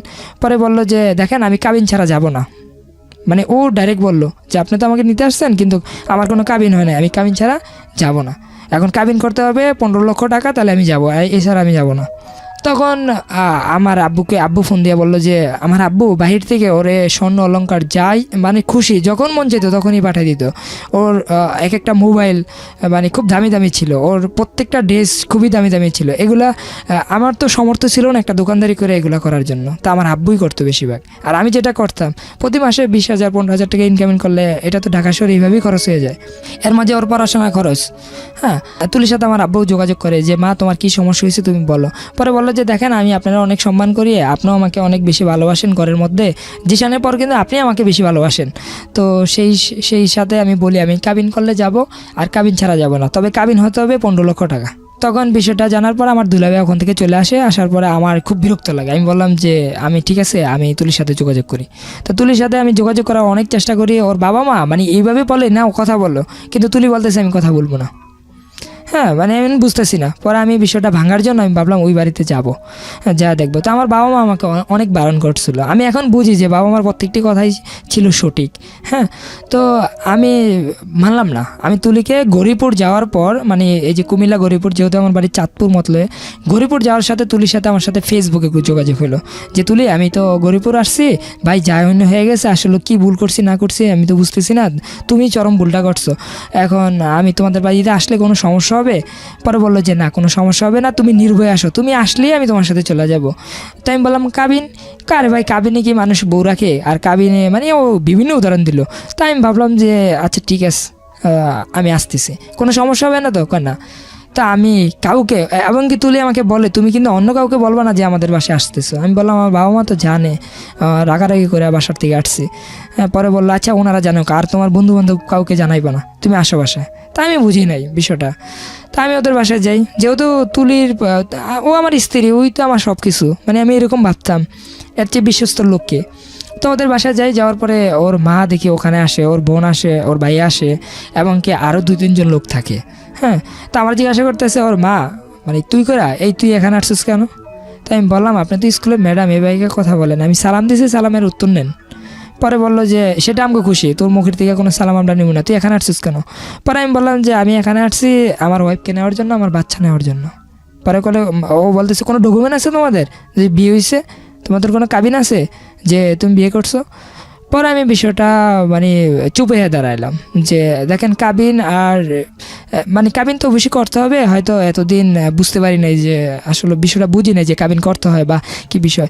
তো এখন যেহেতু আপনারা বলছেন কাবিন তো অবশ্যই করবো, কিন্তু আমি তো ওদেরকে নিতে আসছি। পরে ওর বাবা মা বলতেছে তুমি নিলে তুমি তোমার সন্তান নিতে পারবা, তুমি তুষানরে নিতে পারবা, তুমি তুলিকে নিতে পারবা না। তো আমি বললাম আচ্ছা ঠিক আছে দেন, আমার সন্তানকেই দেন। তো আমার সন্তানটা আমি কোলে নেব, এমন সময় এমনই সময় ওর আম্মা ইসা বললো যে ওর আব্বু বলছে এই কথা যে তুমি তোমার সন্তান নিতে পারবা কিন্তু আমার মেয়েকে নিতে পারবে না। তো এমনই সময় ওর আম্মা ইসা আমার সবাই মিলে আমাকে মারধর করে। আর সেখানে শুধু আমার পক্ষে ছিল আমার ওয়াইফ, সে একবার বাচ্চা ধরে একবার আমাকে ধরে আর বলতেছে তুমি যেভাবে হোক এখান থেকে চলে যাও, আমি চলে আসবো। মানে এইভাবে একটা মানে চিল্লাচিল হয়ে যায় দেশ গ্রামের। বললাম তো ওদের বাড়িটা ছিল একা বাড়ি, আর বিল্ডিংয়ের ভিতরে শব্দগুলো তত একটা যায় না। ও এখানে একটা মানে ওদের বাড়ির পাশের থেকে একটা লাঠি মুঠি এনে ওর বাবা মার গায়ে টাচ করে, ওর বাবাকে ওই মারধর করে। আর আমি তো একা, আমি তো মানে বুঝতেছি না যে আমি কি করব। তারপরে আমি যতটুকু পারছি, আর আমার সন্তানটাকে ওর বড় বোন আমি দেখছি মানে এই ঝামেলার মাঝখান দিয়ে ওর বড় বোন কোলে নিয়ে মানে ডাক্তার কাছে নিয়ে যেতেছে। আর আমাকে তারা একটা রুমের মধ্যে আটকে ফেলবো এরকম একটা প্রস্তুতি যে পুলিশের কাছে দিয়ে দিবে যে আমি নাকি বাসা মানে বিভিন্ন কথা আর কি উঠাইবে আর কি। তো তুলি কী করলো যে ওখানে আইসা ওর বাবা মার সাথে অনেক চিল্লাফেলা করে আমার ওখান থেকে বাইর করে দিল। হ্যাঁ, অনেক চিল্লাফেলা বাইর করলো। আর এরই মাঝে লোক টোকাইসা পড়ছে বাড়িতে। পরে আমার পাশের বাসায় তো আমার মামার শ্বশুর বাড়ি, ওনারা আসে, ওনারা এসে অনেক রাগারাগি করে আর আমার শার্ট মার যাই এসে সবই ছিঁড়ে ফেলে। আর ওখানে আসলে আমিও হাত তুলছি, সেটা মিথ্যা বলি না, আমি যতটুকু পারছি হাত তুলছি। আর কার গায়ে হাত তুলেছেন? সেটা আমার শ্বশুর আমার শালা। রাইট। সো আলটিমেটলি আমি এটাই জানতে চাচ্ছিলাম যে এটা হাতাহাতিটা একপাক্ষিক হয়নি, দ্বিপাক্ষিকই হয়েছে। হ্যাঁ বলেন। তো আমিও হাত তুলছি, তো আমার শুধু আমার পক্ষে ছিল আমার ওয়াইফ, এছাড়া কেউ ছিল না। তো আমার যখন মামার শ্বশুর বাড়ি আসার পর আমাকে মানে রিসিভ করার পর আমাকে ওখান থেকে মানে একটা ডাক্তার কাছে নিয়ে চিকিৎসা করে তারপর ঢাকাতে পাঠিয়ে দেয়। তো আমি আমার কাকাদের সাথে যোগাযোগ করি যে আমি ওখানে মাইর খেলাম, এখন আমি কী করব, মানে কি কোনো মামলা টামলা করবো না কি করব, মানে কি করা যায়। তখন বললো যে তুই তো ওকে চাস আর ও কেমন দেখছস। আমি বললাম না, সেও আমাকে চায়, কিন্তু আমি বুঝলাম না ওই আমাকে নিল নাকি আমি ওখানে যাওয়ার পরে ভুল হইলো। তো এগুলো নিয়ে কথা যখন বলতেছি তখন বললো ঠিক আছে আমরা এত কিছু বলি না, উনি তো আর এলাকার কোনো মানে গুন্ডা বা কোনো রাজনৈতিক বিধি না ওর বাবা, ঠিক আছে আমরা যে জিজ্ঞাসা করবো কেন তোকে মারছে, বা তোরও তো ভুল হইতে পারে, না হয় তোর গায়ে হাত তুলবো কেন। তো ওখানে যাওয়ার পরে এটা ছোটোখাটো একটা পঞ্চায়েতের মাধ্যমে ওখানে বিচার হয়। আমার পরিবার কেউ যায় না আমার সাথে, বললো যে না আমরা যাব না। কেন যাবে না, ওই যে আমাকে যাওয়ার জন্য না করছিল, বারণ করছিল, তারপর আমি গেছিলাম। হ্যাঁ বিচার করার জন্য। তো তুলি সবার সামনে এসে বলতেছে বিচার টিচার কিছু হবে না, হ্যাঁ সব কিছু বন্ধ, কোনো বিচার হবে না, আমার বাবা মার বিচারও তুমি করতে পারবে না আর তোমার বিচারও আমরা করতে পারবো না, এখানে সম্পূর্ণ ভুল আমার মায়ের। তো মায়ের বিচারটা আমি কীভাবে করব, তুমি পারলে জীবনে কোনো এক সময় করলে, এখন আমি চলে যাব। তো আর আমি যে চলে যাব এখন আমারও একটু ভয় লাগতেছে, কারণ আমার বাবা মা তোমার গায়ের উপরে হাত তুলতেছে। ও বিচারের মাধ্যমে এসে এই কথাগুলো বলছে যে আমারও তো ভয় লাগতেছে তোমার কাছে যাইতে, কারণ এখন তো তোমার গায়ে হাত তুলছে আমার বাবা মা, তো তুমি যদি আবার সেটার প্রতিশোধ আমার উপর দিয়ে নাও, তার চেয়ে ভালো ভাই তোমারও কাবিন দরকার আমারও কাবিন দরকার, চলো দুজনে মিলেই কাবিনটা করে ফেলে। তাই আমি বললাম আচ্ছা ঠিক আছে, বিষয়টা খারাপ না। আর ও বললো যে দেখো এই যে সন্তান নিতে আসছো, সন্তান দেয় নাই, যেহেতু কাবিন ছিল না তুমি এটা দাবিও করতে পারতেছো না, মানে এরকমভাবে যে একটা মামলা করবা, তার চেয়ে ভালো কাবিন করো, এটাই ভালো, আর এদের সামনে রেখেই কাবিন করো। তো আমি কাবিন করলাম। ওরা যে 15 লক্ষ টাকার মানে একটা বলে যে কাবিন করতে হবে, তখন আমি বললাম যে আমি সর্বোচ্চ 2 লক্ষ টাকা দিতে পারবো, এর বেশি আমি পারবো না, কারণ আমার পরিবার এখানে কেউই নাই, আমার কিছু গার্ডিয়ান আসছে কাকা, হ্যাঁ ওদের মাধ্যমে আমি 2 লক্ষ টাকার একটা প্রস্তাব রাখি, এর বেশি হলে আমি পারবো না, না হয় কপালে যা আছে আমি চলে যাবো, এছাড়া আমি পারবো না, আমার পরিবার নিয়েই আমি কাবিন করব। পরে ওরা রাজি হইলো। রাজি হওয়ার পরে আমি স্পষ্ট আকারে, মানে আমি বাংলা লেখা যে বুঝবো না সেটা তো স্যার ভাই আমি বুঝতে পারতেছি না, মানে ওখানে স্পষ্ট আকারে আমি লেখাটা দেখছি 2 লক্ষ টাকা। আজকে আমি এই জিনিসটা দিয়ে পরিষ্কার করতে চাই, যারা এখনও বিয়ে করে না এবং কি যারা কাবিন বিষয়টা বুঝে না, আমি তাদেরকে বলে দিই যেটা আমি মানে ভুক্তভোগী হয়েছি। মানে একটা কাবিন থাকে যেটা মেয়ের বাবার কাছে দেওয়া হয়, মানে আমার থেকে লিখিত নিয়ে, আর একটা বালাম বই থাকে যেখানে আমরা মানে চোখ বন্ধ করে মানে সাইন করি। তো আমার যে ঘটনাটা ঘটে যে আমাকে বলে এই যে এখানে দেখছো না 2 লক্ষ টাকা, আমি বললাম হ্যাঁ, তো 2.5 লক্ষ টাকা কাবিন, 50,000 টাকা উসুল, আর 2 লক্ষ টাকা বাকি। 2 লক্ষ টাকা কাবিনটা পরবর্তীতে আমরা একটা যে বালাম বইয়ের মধ্যে কাজী বললো যে তুমি এখানে একটা সাইন দাও, যে সাইনের মধ্যে লেখো যে তোমাদের বিয়ে হয়েছে, যে আমাদের একটা ডকুমেন্ট সরকারি ঘরে যাবে। তো আমি চোখ বন্ধ করে ওখানে সাইন দিয়ে দিছি, কিন্তু পরবর্তীতে মানে জানতে পারছি যে ওইটা আমাদের কাবিন প্রথমটা ছিল ফলস, আর দ্বিতীয় যেখানে আমি সাইন দেই ওখানে কাবিন করে 4 লক্ষ টাকা আর 50,000 টাকা উসুল দেয়। তো আমি যখন তুলিকে ঢাকা নিয়ে আসি ও মেডিকেল পরীক্ষা দেওয়ার জন্য, এই যে বিভিন্ন কোচিংয়ে আসতেছে, আসা যাওয়া করতেছে, এর মাঝে ও পরীক্ষার জন্য সিলেটে ওর পরীক্ষা পড়ে, সিলেট ওসমানী মেডিকেল কলেজে ওর পরীক্ষার হল পরে, ওখানে যাওয়ার পরে চান্স পায় নাই। চান্স না পাওয়ার কারণে ও ঢাকা বিশ্ববিদ্যালয়ে পরীক্ষা দেয়, ওখানে গ্রাসতত্ত্বনীতিতে চান্স পায়, সেটা পড়বে না সে। তারপরে জাহাঙ্গীরনগরে পরীক্ষা দেয়, বিভিন্ন জায়গায় পরীক্ষা দেয়, মানে সরকারি অনেক জায়গায় পরীক্ষা দেয়। অবশেষে সে ধনিয়া ভার্সিটিতে ভর্তি হয়, ইংলিশে অনার্স। তো পড়াশোনা করতেছে, এর মাঝে আমার সন্তান বড় হইতেছে। তুলির বাবা মার সাথে আমাদের কোনো যোগাযোগ নাই, ওই যে মারামারির পর থেকেই আর কোনো যোগাযোগ নেই। তুলি যখন মানে ওখানে মানে ফার্স্ট ইয়ার পরীক্ষা দেয়, তখন ওর বাবা মা একটা প্রস্তাব পাঠায় যে এদের সাথে মিল করার জন্য, ওর দুলাবের মাধ্যমে, বিভিন্ন মাধ্যমে। তো দোকানের মধ্যে ওর বাবা মা, ওর আব্বু, ওর আম্মু সবাই মিলে আমার দোকানের মধ্যে আসে। তা এসে বলতেছে যে বাবা জামিন হয়ে গেছে, আজকে 3-4 বছর আমার মেয়েটা আমাদের বাসায় যায় না, বা তোমাদেরকে ওরকম সম্মান দিতে পারতেছি না, তো এটা মিল হয়ে যাও।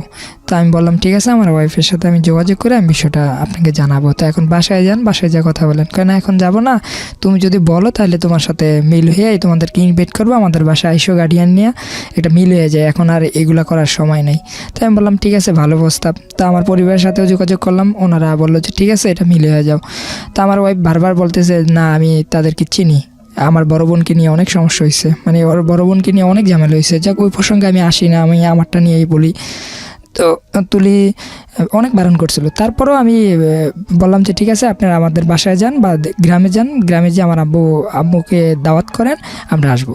তো ওর আম্মু আর হলো আমার ওর ছোটো ভাই ওখানে যায় আমাদের বাসায়, যা কিছু কেনাকাটা করে নিয়ে যায়, তারপরে বলে যে আপনাদের দাওয়াত করলাম, আপনারা আসেন আমাদের বাসায়। তো আমরা 20-25 জন লোক ওখানে যাই ওদের বাসায়, আমার বন্ধুবান্ধবকে নিয়ে যাই ঢাকার থেকে।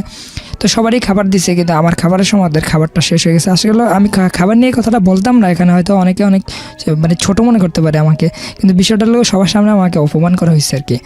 তো যাই হোক, আমি এই বিষয়টা কোনো কথায় আমার ওয়াইফকে আজও পর্যন্ত বলি নেই, আজকেই বললাম। আমার কাছে অনেক কষ্ট লাগছে। তো ওই দিনই আমার ওয়াইফকে নিয়ে আমি চলে আসি, এমনকি তাদেরকে দাওয়াত করি যে আমাদের বাসায় আসেন, আপনারা লোকটোক নিয়ে আসিয়া মানে আমাদের বাসায়ও খাওয়া দাওয়া করেন। তো ওরা আর আমাদের বাসায় বললো যে আসবো বলতেছে, তোমার আব্বু তো বাহিরে, উনি আসুক তারপরে আমরা যাব। তো এরকম একটা কথা চলতেছে, আমি ঢাকা হিসাবে ব্যবসা করতেছি।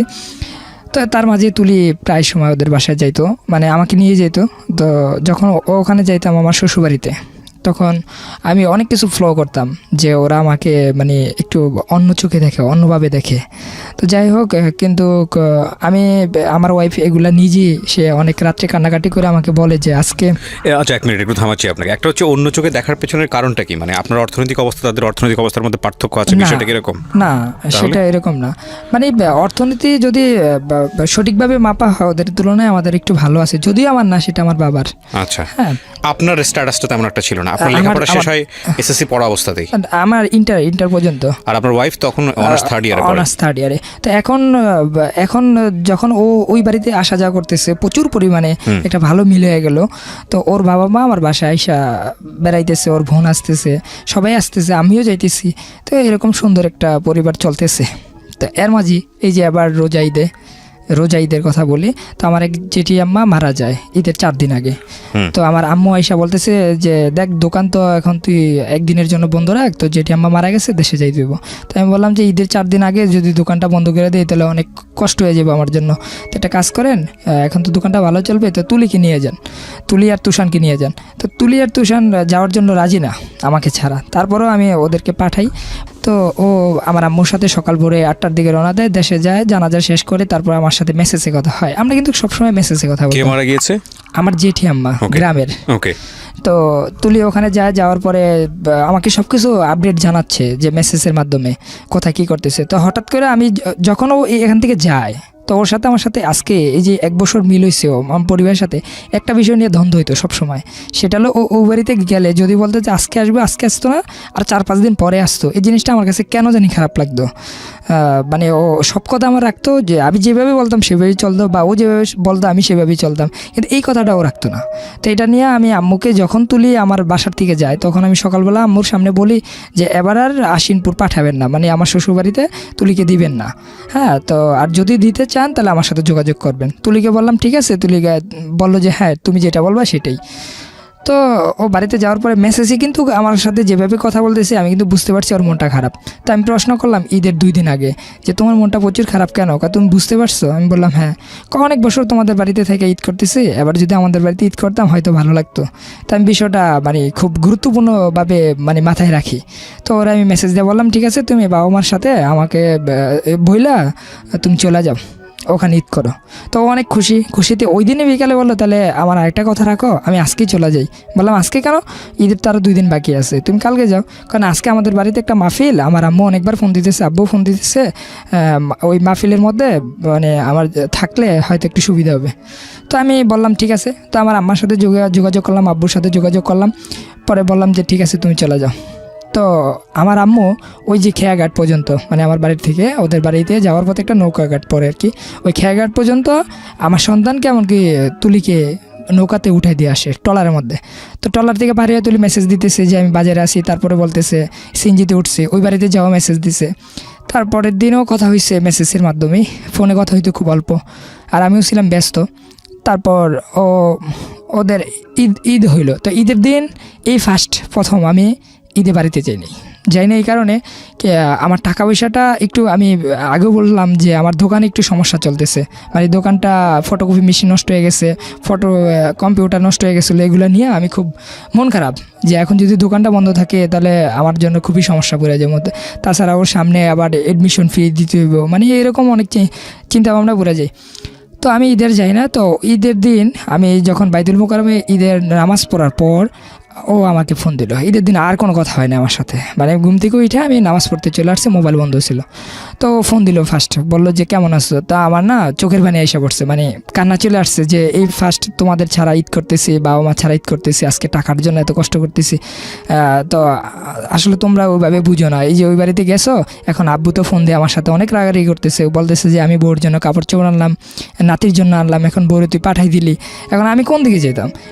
পরে সে বললো যে আমি তোমার জন্য কান্নাকাটি করি আর তুমি তোমার বাবা মার জন্যই কান্নাকাটি করো, এত বাবা মার ভক্ত আমি কখনো দেখিনি। তো আমি এটা বলার পরে আমার একটু বিরক্ত লাগে। তাই আমি বললাম যে এটা কেমন কথা, মানে ওর সাথে আমার সাথে ফোন একটু তর্কের মতনই চলতেছে। তাই আমি বুঝতে পারলাম আজকে ঈদের দিন, যাক ওর সাথে তর্ক করবো না। তাই আমি বললাম যে দেখো ভাই, আজকে ঈদের দিন, আজকে তর্ক করবো না, আমি কালকে আসতেছি, তুমি কালকে আমাদের বাড়িতে চলে আসো। পরে বললো হ্যাঁ তুমি তো আমাকে মানে বলেই দিছো ঈদের পরের দিন তোমাদের বাড়িতে যাইতে তো হবেই, তো ঠিক আছে। তো এই সন্ধ্যায় কথা হয়েছে, পরে আমার মেসেজ দিয়ে বলতেছি দেখো কান্নাকাটি করো না, খাবার খাইছো কি না, তো অনেক কথা, মানে একজন স্বামী স্ত্রীর যা কথা থাকে আর কি। তো অনেক কিছু বলার পরে তারপরের দিন আমি ফোন দিয়ে বললাম যে আব্বু তো ফোন দিতেছে, আম্মাও ফোন দিতেছে, আমার ছোটো বোনরা বড় বোন আমাদের বাসায় আসছে এখন তুষানকে দেখার জন্য, সবাই মানে আবদার রাখতেছে, এখন তুমি চলে যাও তাড়াতাড়ি, আর আমি আজকে না পারলে কালকে চলে আসবো বাড়িতে। পরে এসে বলতেছে আচ্ছা ঠিক আছে। তো সকাল চলে গেল, দুপুর দিকে ফোন দিলাম রওনা দিছো, না রওনা দেয় নাই তো, একটু পরে দেবো। তা আবার 2টার দিকে ফোন দিছি, তখন আমার ছেলে ফোনটা ধরলো। তো ফোন ধরার পরে সে বলতেছে বাবা আমরা তো আজকে আন্টিদের বাসায় যাব। কোথায়? হয় কোনো সমস্যা হয় না। রাত্রে 10টার দিক, মানে ওর সাথে আমার সাথে কথা হয় যে ঠিক আছে তুমি কালকে চলে যাও। তো আমিও মাইনে নিলাম কালকে চলে যাব। রাত্রে 11টার দিকেও আমাকে একটা মেসেজ দেয় যে আমি যাব না। তাই আমি বললাম কেন, কি সমস্যা? পরে সে বলতেছে যে আমি যাব না, আমি সমস্যা আছে। পরে আমি বললাম কী সমস্যা? ও বলতেছে যে সমস্যা হলো এটাই যে তোমার বাবা মার কাছে যদি আমি যাই তখন আমার হয়তো ব্যক্তিগতভাবে তোমাকে চিরজীবনের জন্য হারাইতে হইব। তো এই মেসেজগুলো আমার কাছে আছে, মানে আমার কাছে খুব খারাপ লাগে যে মেসেজগুলো পড়ার পর। পরে আমি বললাম এটা কেমন কথা, তুমি আমার কাছে আসলে তুমি আমাকে হারাই ফেলবে, এটা মানে কি? পরে বলতেছে আচ্ছা এত কথা বলার সময় নাই, আমি আসবো না। মেসেজে কথা বলতেছে। তো আমার কাছে না একটু ডাউট লাগলো বিষয়টা, যে হয়তো ওর বাবা মা মানে ও মেসেজগুলো দিতেছে না, কারণ ওর লেখাগুলো আমি চিনি। তো আমি ফোন করলাম, ফোন করার পরে ফোন ধরে না। পরে ওর বড় বোন ফোন ধরছে, ধরার পরে আমি বললাম কী ব্যাপার আপু, তুলি কোথায়? তুলি তো তোমার সাথে কথা বলবে না, রাগ করছে। আমি বললাম কেন রাগ করছে? কই যে তুমি যাওয়ার জন্য অনেক রাগারাগি করছো, সে বলতেছে কালকে চলে যাবো, তোমার সাথে এখন কথা বলবো না। তাই আমি বললাম আচ্ছা ঠিক আছে কালকে পাঠাই দিন। তো উল্টাপাল্টা মেসেজ দিতেছে, সেই জন্য ফোন দিলাম। আসলে বিষয়টা কি, কার হয়তো দুষ্টামি করে। তা আমি আর কিছু বললাম না। তারপরের দিন সকাল 10টার দিকে ফোন দিতেছি, তখন আমার ওয়াইফের মোবাইল বন্ধ। তখন আমার শাশুড়ির নাম্বারে ফোন দিলাম, আমার জ্যাঠুসের নাম্বারে ফোন দিলাম, শ্বশুরের নাম্বারে ফোন দিলাম। সবাই বলতেছে সে চলে গেছে। তো আমি বললাম চলে গেছে তো সাথে আর কোনো ব্যাগ টেক নিছে? না কাপড় চোপড় ব্যাগ তো তোমাদের বাসায় রেখে আসছে, আর ও পার্স ব্যাগ নিয়ে গেছে, আর তুষার নিয়ে গেছে। তো আমি একবার বাড়িতে ফোন দিই, একবার ঢাকা বাসায় আসি, দেখি কোথায় সে আসে নাই। এমন করতে করতে সন্ধ্যা 8টা বেজে গেছে। তখন আমার টেনশন লাগলো যে আসলে তুলি কোথায় গেল। তখন আমি ফোন দিয়ে আমার শাশুড়ির সাথে একটু মানে রাগান্তিভাবে কথা বলি যে এটা কেমন তোর বিষয়, যে তুলি কোথায় গেল, এখনও বাসায় আসতে না? পরে বলতেছে যে তুমি আমার মেরে দাও, তুমি রাগারাগি করছো না কি করছো আমি জানি না, আমার মেয়ে কোথায় গেছে আমি জানি না। তারপরে আমি বাড়িতে চলে যাই। বাড়িতে যাওয়ার পর আব্বুর কাছে পুরো বিষয়টা বলি। তা আব্বু আর আম্মু ওই বাড়িতে যায় আমার আঙ্কেলকে নিয়ে। তো যাওয়ার পরে বলতেছে হয়তো তুলি রাগ করে কোথায় চলে গেছে, চলে যাবো বেয়াই, আপনি চলে যান বাড়িতে। তা আব্বু এই কথা মনে করে আসছে। কিন্তু আসার পরে আমার এক কাজিন আর কি বললো যে না বিষয়টা এরকম না, একটা জিটি করে রাখা উচিত, কারণ ওদের বিয়েটা একটু ঝামেলার বিয়ে, তো জিটি করে রাখেন, এটা সুবিধা হবে। তা আমি বলছিলাম, কিন্তু আব্বু বললো যে আরে না এই বসে কিসের জিটি মিটি, হয়তো তুলি একটু মানবিকভাবে আমার ছেলের সাথে তো রাগ করছে, এটা তো রাগ করার কথা না, ওর সামনে পরীক্ষা, এখন কোথায় গেল। তেমন করতে করতে 2-3 দিন চলে গেল। তো ওর মা বলতেছে ওর সাথে, ওর মায়ের সাথে ওর বলে যোগাযোগ হয়। তো এই কথা শোনার পর আমি আমার শ্বশুরবাড়িতে গেলাম। যাওয়ার পর আমি জিজ্ঞাসা করলাম আচ্ছা আপনি ফোন দিয়ে একটু কথা বললেন, আমি শুনি যে ওরা আসলে জীবিত আছে না না কি সমস্যাটা একটু শুনি, বাস এতটুকু, আমি কিছু বলবো না, আমি চলে যাবো। তো সে বললো যে না আমার সাথে এখন আর যোগাযোগ হয় না, মানে সে উল্টাপাল্টা কথা বলতেছে। আর বিষয়টা হাইড করছে, হ্যাঁ। হ্যাঁ আমাকে ওখান থেকে এক প্রকার বললো যে তুমি চলে যাও, তোমার শ্বশুর তোমাকে দেখলে রাগ করবে। আমি বললাম কেন? কই যে তুমি আর মেয়েকে মানে কথা বলছো। আমি বললাম সে তো এখন আমার ওয়াইফ, কি করছি আমি তো বলছি যে আসার জন্য, এছাড়া তো আর আমি কিচ্ছু বলি নাই। আর ভুল হলে তো আপনাদের মাঝে এটা সমাধান হয়ে যায়। তো তারপরে আমি ওখান থেকে রাগ হয়ে চলে আসি। হ্যাঁ আমাকে মোটামুটি ভালো কথা দিয়ে অপমান করে ওনারা। তো ওখান থেকে আমি আসার পর আব্বুরে বললাম না এখন আর সহ্যর মানে বাদ ভেঙে গেছে, এখন চলেন একটা চিঠি করে আসি। তো আমার আব্বু কোনোভাবেই মানলো না। আর 2 দিন পর তো আমি অনেক জায়গায় ফোন দিই, ওর বন্ধু বান্ধব সব জায়গায় ফোন দিই, কোথাও পাই না। 2 দিন পর আমার নামে একটা সমন জারি আসে। হ্যাঁ সমন জারি আসে কোর্ট থেকে, যে যৌতুক মামলা, আমি আমার বাবা মা আত্মীয় স্বজন সবাই নাকি একজোট হয়ে ওকে মারধর করছি, মানবিক মানে মেন্টালি সমস্যা দিছে বিভিন্নভাবে। এই মামলাটা করছে তুলি, হ্যাঁ ধারালো 4। তো মামলাটা যখন করছে এটা মানে 1 মাসের টাইম নেয়, মানে আমাকে হাজিরা দেওয়ার আরও 1 মাস বাকি আছে, 24 তারিখ হাজিরা দেওয়া মানে দিতে হবে। তা আমি তখন বুঝার বাকি নাই, হয়তো এটা হয়তো তুলি করতেছে নাকি তুলির বাবা মা করতেছে। তা আমার একটাই ধারণা যে এটা তুলির বাবা মা করতেছে, মানে আমার মাথায় এটাই আসে। তারপর আমার বাবা মাকে ওরা ইনভাইট করে যে আপনারা বসেন, তুলি আমাদের আন্ডারই আছে, কোথায় যেখানেই আছে আসে, আপনারা বসেন। তারপরে বললো যে ও মামলা করে দিয়েছে, এখন আমরা বসবো কেন, বসার তো কোনো মানি হয় না, আপনার মামলা করার আগেই বলতেন। পরে বলতেছে না মামলা তো করছি জিশানকে বোঝানোর জন্য যে ও আর জিশান আর তুলি এখন আর মিল নাই, মানে তুলি জিশানকে এখন আর ভালোবাসে না, সেই জন্য মামলাটা করছি, মামলা উঠাই ফেলবো। এখন বসেন, বসে ডিভোর্সের টাকাটা দিয়ে যান, আর সন্তান 2 বছর পর নিয়ে যান। তা আমার আব্বু বললো ঠিক আছে, এটা ভালো একটা প্রস্তাব দিয়েছেন, সমস্যা নাই, আপনি একটা কাজ করেন তাহলে তুলিকে সামনে রাখেন, তুলি কথা বলবে, বাস আমরা মাইনে আসবো। হ্যাঁ ডিভোর্স হয়ে গেলে তো টাকা দিতেই হবে, মেয়ে যদি না থাকে আমরা তো জোর করে আনতে পারবো না। তবে ওর জন্য আমি অনেক কিছু করছি, সে আমার সামনে এসে বলুক যে আব্বু আমি আর আপনাদের বাসায় যাব না, বা আপনার ছেলের এই সমস্যা। তো সে যে আমাকেও লাগছে যে আমিও মারধর করছি। তো সে আমার সামনে আসে, না সে সামনে আসবে না, সে দূরেই থাকবে, দূরে থেকে ডিভোর্স লেটার দিয়ে দেবে, আপনি শুধু কাগজটা নিয়ে যাবেন আর টাকাটা দিয়ে যাবেন। পরে বললো যে কাবিন কত হয়েছে, আব্বু জিজ্ঞাসা করলো, তখন বলো 3.5 লক্ষ টাকা। তখন তো আমি তো হতবাক যে আমি তো 2 লক্ষ টাকা করছি। পরবর্তীতে বুঝতে পারলাম যে আমার কাবিনটা ডুপ্লিকেট করা, যে যেভাবেই হোক তারা 3.5 লক্ষ টাকা করছে। তুলি যখন এখন আমি তুলিকে কোনোভাবেই খুঁজে পাইতেছি না। 24 তারিখে আমরা বসি, এই হাজিরা দেওয়ার জন্য যাই। তো যাওয়ার পরে কোর্টে অনেক সাক্ষী ওনারা নেয় যে আমরা মারধর করছি, ওখানে বৈশা বিচার আচার করছি, এরকম অনেক কিছু লিখছে।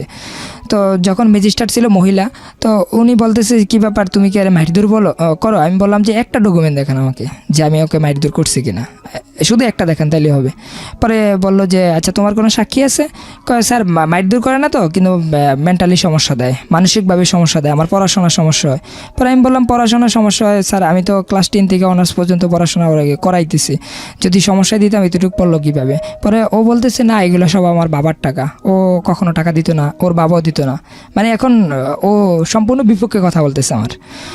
পরে আমি বললাম আচ্ছা ঠিক আছে তুলি, হয়তো এই জীবন হয়তো আমাদের 24 বছর, তোমার 21 বছর, এই বয়সে হয়তো তুমি এখন বুঝতেছো না বা আমাকে একটা হস্তনস্ত করতেছো, আমরা তো আসলে কেউ এই পৃথিবীতে বাঁচবো না, তা তোমার উপরে নির্ভরশীল করলাম, তাতে যদি আমার জেল হয় ফাঁসি হয় আমি সেটাই মানবো, এখন তুমি বলো যে আমার কী কী অপরাধ। তো বললো যে স্যার ও কোনো মারধর করে না, কিচ্ছু করে না, ও সব দিকেই ভালো, কিন্তু মানসিকভাবে আমাকে টেনশন দেয়।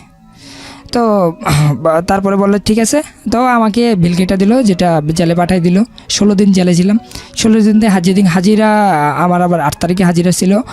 তো 8 তারিখে হাজিরা সময় তুলিও ছিল। তো তুলি আমাকে কোটলাপুর থেকে আনছে, সেকেন্ড টাইম জেল। হ্যাঁ সেকেন্ড টাইম। তো তুলি যখন আমার যেদিন হাজিরা হয় ওই দিন তুলি বলতেছে স্যার পিছনে যা হয়ে গেছে আসলে ওর জামিন করে দেন, আমি ওর সংসার করবো, সে ওপেন বলতেছে। তো ম্যাজিস্ট্রেট বলতেছে তুমি কি তাকে নিবা? পরে আমি বললাম যে জি আমি নেব। এখন কোর্টটা আলাদা চেঞ্জ করা হয়েছে আমাদের উকিলের মাধ্যমে। পরে বললো আচ্ছা ঠিক আছে, তোমাদের 5 বছরের সন্তান আছে, সন্তানটার দিকে তাকাইয়া তোমরা সব কিছু মিল করে উকিলদের মাধ্যমে বসে এটা সমাধান করে ফেলো। তো তারপরে আমরা বললাম ঠিক আছে, আমার উকিল বললো ঠিক আছে। তো 2 উকিলের মাধ্যমে আমরা ওই বসার চেষ্টা করি, কিন্তু ওরা বসতে চায় না।